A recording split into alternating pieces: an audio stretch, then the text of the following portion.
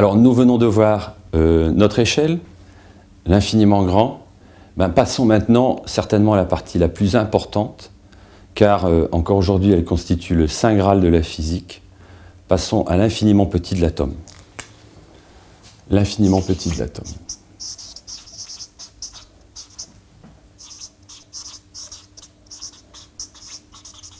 Alors là, c'est le domaine d'une autre mécanique, non plus la mécanique classique, non plus la mécanique relativiste, on l'appelle la mécanique quantique.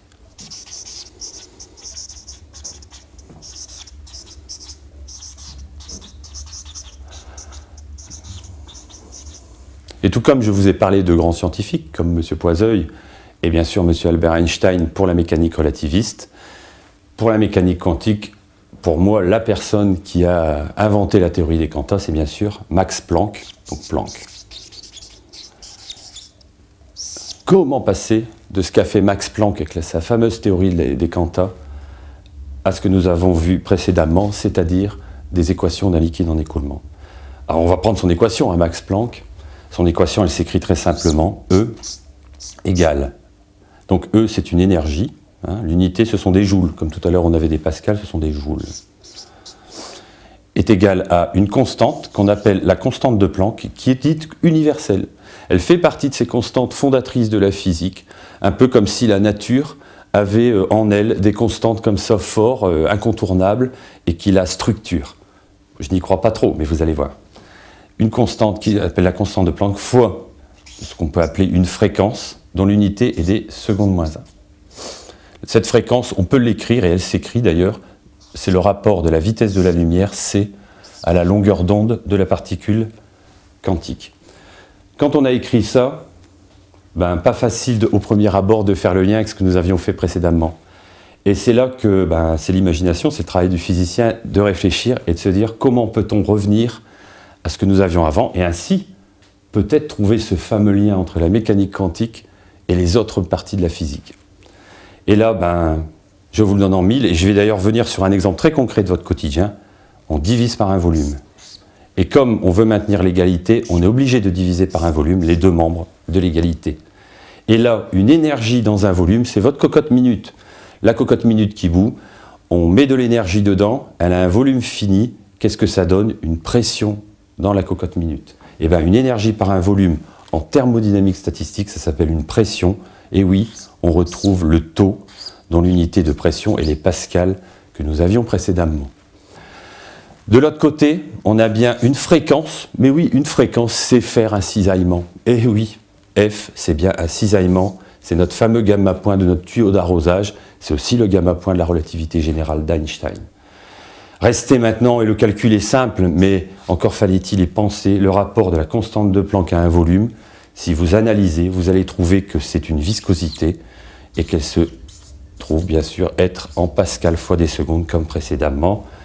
Au miracle de cette belle équation des quantas de Max Planck, vous retombez à l'équation d'état d'écoulement d'un liquide, celui de votre tuyau et celui du liquide espace-temps d'Albert Einstein. L'infiniment petit est relié par ce liquide à l'infiniment grand, et ça passe par nous, ça passe par vous, ça passe par votre quotidien. C'est ça, le fondamental finalement de la physique. Alors, maintenant, j'ai pu poursuivre les calculs, je me suis amusé à évaluer, et d'ailleurs avec des physiciens étrangers qui avaient trouvé par des mesures des valeurs. La valeur de cette viscosité-là, sachez qu'elle est de l'ordre de 10 puissance 9 pascal seconde. 10 puissance 9, ça fait 1 milliard. Donc c'est une viscosité extrêmement élevée. L'eau, c'est 10 puissance moins 3 pascal seconde. Vous voyez l'écart? Il y a un facteur gigantesque, il y a un facteur de 1000 milliards entre les deux. Et ça, c'est la viscosité des bitumes, à peu près.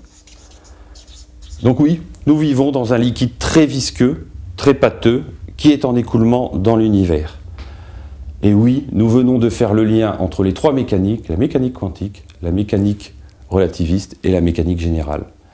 Et alors, maintenant, la conséquence majeure de tout cela, c'est quoi? Si vous prenez l'atome d'hydrogène, le plus abondant dans l'univers et aussi le plus simple, il est fait, ah oui, je suis obligé de grossir les échelles, car tout est très petit, les protons, les électrons, donc je grossis, je change les échelles.